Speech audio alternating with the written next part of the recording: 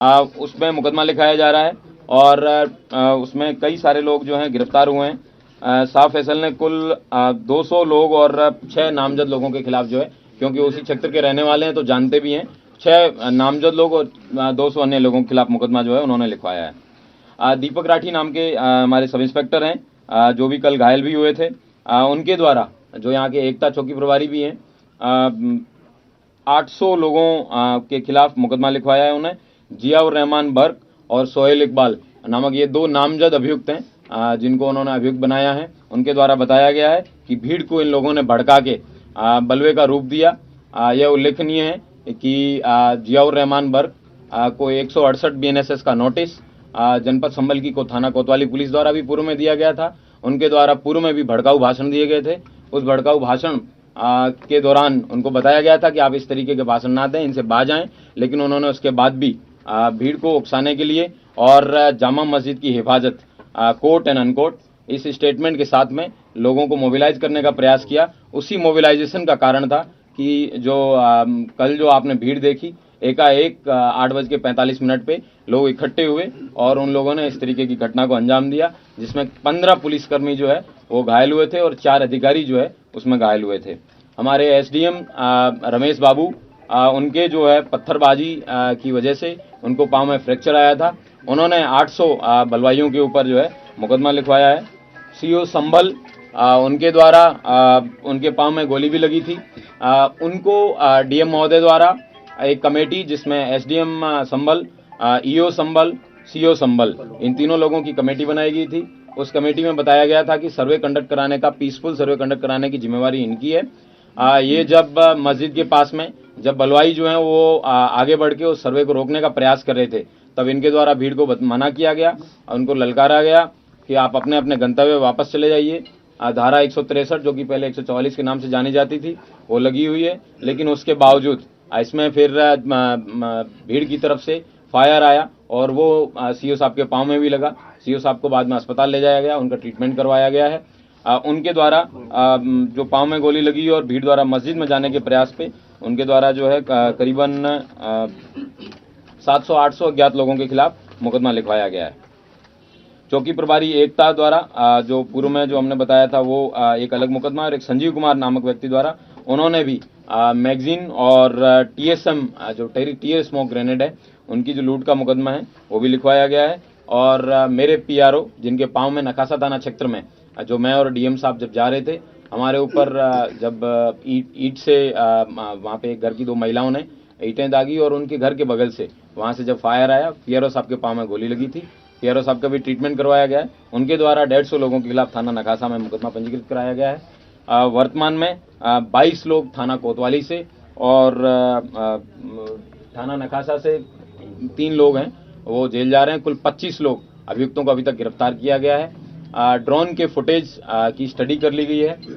उनके छोटे छोटे पासपोर्ट साइज फोटोज बनवाए जा रहे हैं और उनको सर्कुलेट किया जाएगा, और जो लोग उनको बताएंगे उनको उचित इनाम भी दिया जाएगा, जो इन लोगों के बारे में सूचना देंगे कि ये दंगाई और बलवाई कौन थे।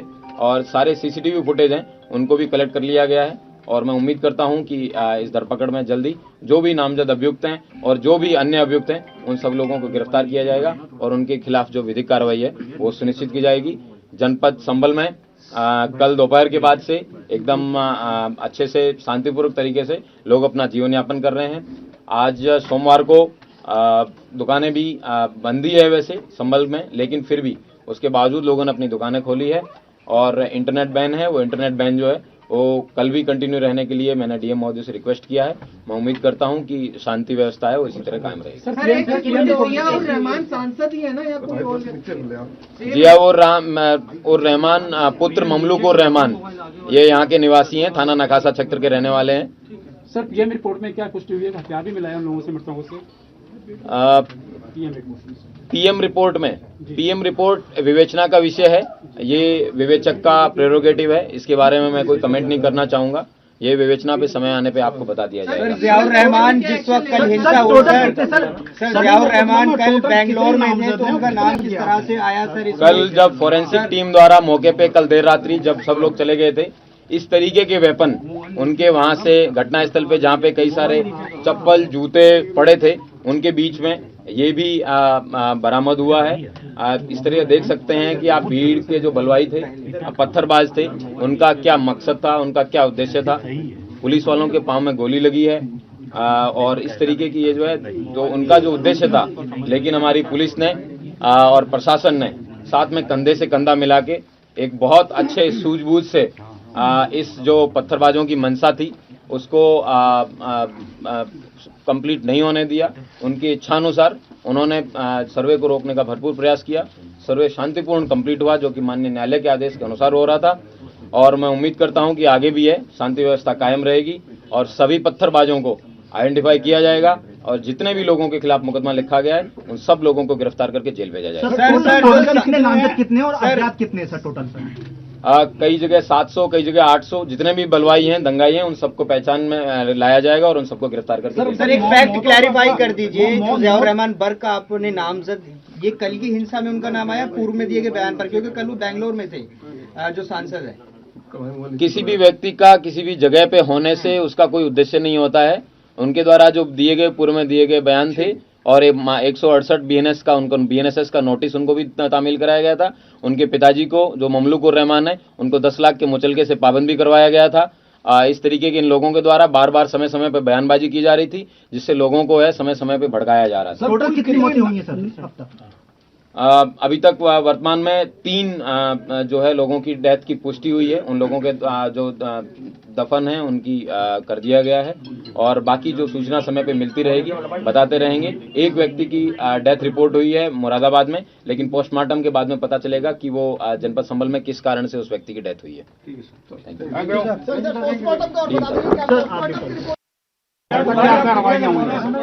एक मिनट सब लोग शांत हो जाइए, करते शुरू कर।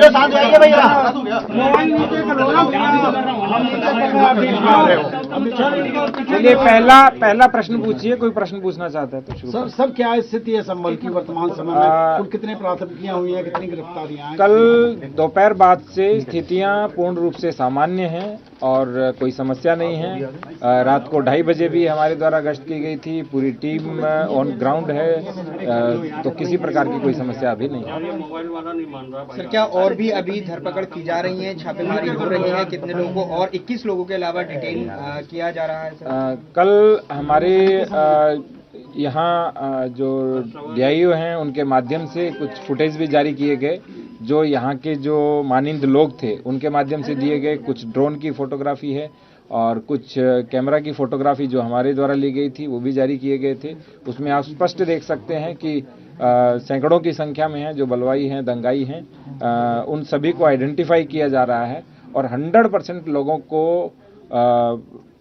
जेल भेजा जाएगा, उन पर कार्रवाई की जाएगी, क्योंकि उन्होंने बलवा कराने का प्रयास किया था। सर एक सवाल लेना चाहूंगा सर, नाबालिग जो लोग हैं, बच्चे हैं, उनकी संख्या काफी ज्यादा है जो पत्थरबाजी में शामिल थे, उसको लेकर आप लोग क्या संज्ञान ले रहे हैं? काफी सीरियस मैटर ऑफ कंसर्न है सर, जो एडल्ट नहीं है वो भी शामिल थे, 15-16 साल के बच्चे, 10 साल के बच्चे। ये जो जुवेनाइल जस्टिस होम होते हैं उसमें उनको भेजा जाएगा, क्योंकि 18 वर्ष से कम आयु के बच्चों को वहीं भेजा जाता है ताकि उनमें सुधार हो। सर क्या ऐसी भी आशंका थी आप लोगों को कि ये जो बलवाई थे ये भीड़ हिंदू एरिया में भी जा सकती थी, इसलिए आप लोगों ने पूरा घेर लिया था? 19 नवंबर को सब शांतिपूर्ण तरीके से संपन्न हुआ। उसके बाद जुम्मे के नमाज के दिन भी हमारी पुलिस व्यवस्था थी, इतनी ही शांति से संपन्न हुआ। और मैं कहूँगा कि कल भी 10 बजे तक पूर्ण शांति थी। हल्की पत्थरबाजी थी, हल्का बल प्रयोग था, सब कुछ हो चुका था। लेकिन जैसे ही ये अनाउंसमेंट हुआ कि सर्वे कंप्लीट हो चुका है, बहुत अच्छे से सर्वे हो चुका है, उसके बाद अचानक से पत्थर शुरू हो गए थे और उसके बाद सब कुछ स्टार्ट। सर इस मामले में क्या लार्जर कॉन्स्पिरेसी सामने आई है? क्योंकि जिस तरीके से सुनियोजित तरीके से 3 रास्तों से लोग निकल कर आए थे, क्या उनका मकसद था कि सिर्फ मस्जिद के इलाके में नहीं बल्कि शहर के अन्य हिस्सों में भी हिंसा की आग को पहुंचाना उनका मकसद था? और ये हैंडमेड हथियार जिस तरीके से थे, तो क्या पहले से तैयारी करके उनको बनाया गया था कहीं एक जगह? ऐसी कोई जगह आइडेंटिफाई हुई है? हमें जो अभी प्रतीति हुई है प्राइमा फेसी, वो ये लग रहा है कि रातों रात इसका हो सकता है प्लानिंग किया गया हो, और बाकी डिटेल जब इन्वेस्टिगेशन होगा उसके बाद पता चलेगा। क्योंकि जब आपस में इतनी पत्थरबाजी की, इन्होंने अपने ही लोगों के ऊपर पत्थरबाजी की, गोली चलाई और हथियार का जो प्रयोग कर रहे थे, इस बात का प्रतीक था कि मे भी आपस में भी इनके अंदर कुछ न कुछ रहा हो। सर कुछ घरों से भी वेपन रिकवर हुए हैं? घरों से भी कुछ वेपन रिकवर हुए हैं और वो सारा रिपोर्ट के अंदर है, वो आपको मिल जाएगा तो पता लग जाएगा। सर एक सवाल बाहरी लोग भी थे क्या? कुछ इस तरह के क्लू मिलेगा कि बाहर से बड़ी संख्या में लोग आए थे? बहुत बाहर से तो मैं नहीं कहूंगा, लेकिन 10-15 किलोमीटर के एरिया से लोगों को बुलाया गया था। सर नाबालिगों की संख्या कितनी है, अगर आप नंबर बता पाएं जो डिटेन किए हैं? वर्तमान में 25 लोग हैं, लेकिन कुल लगभग 700-800 लोगों की संख्या है, तो एक एक करके आइडेंटिफाई करके सबको डिटेन किया कुछ जाएगा। पता चल सकता है किस तरीके के वेपन रिकवर हुए हैं? क्या देसी तमंचे? एक तो आपको दिखाया था, ये चाकू तो मैंने भी पहली बार देखा, जो दोनों तरफ से चलता है, जो भीड़ में चलाने के लिए ही होता है, और उसके अतिरिक्त कुछ तमंचे भी बरामद हुए हैं, और बाकी जो भी चीज होगी इन्वेस्टिगेशन के बाद आपको डिटेल से सूचना सर दी एक सवाल क्रिमिनल कॉन्स्पिरेसी को लेकर बात करना चाहूंगा, क्योंकि यहाँ पर एक सांसद हैं और एक दूसरे सपा सांसद के बेटे हैं, तो क्या इन दोनों ने आपस में मिलकर किया है या इन दोनों ने अलग अलग जो है भीड़ को उकसाया? FIR हो चुकी है और इन्वेस्टिगेशन के बाद जो भी डिटेल आएगा उसके अनुसार उन पर कार्रवाई की जाएगी। क्या इन दोनों लोगों की आपस में भी ऐसी बात है कि मस्जिद पे ज्यादा कब्जा मेरा हो, तो डोमिनेंस को लेकर इन लोगों में डोमिनेंस को लेकर इन्होंने लोगों को भड़काया? जो इन्वेस्टिगेशन होगा वो इन्वेस्टिगेशन का विषय है, हम प्राइमा फेसी नहीं कह पाएंगे, अभी हम केवल FIR की है और उसके बाद। ठीक है सर।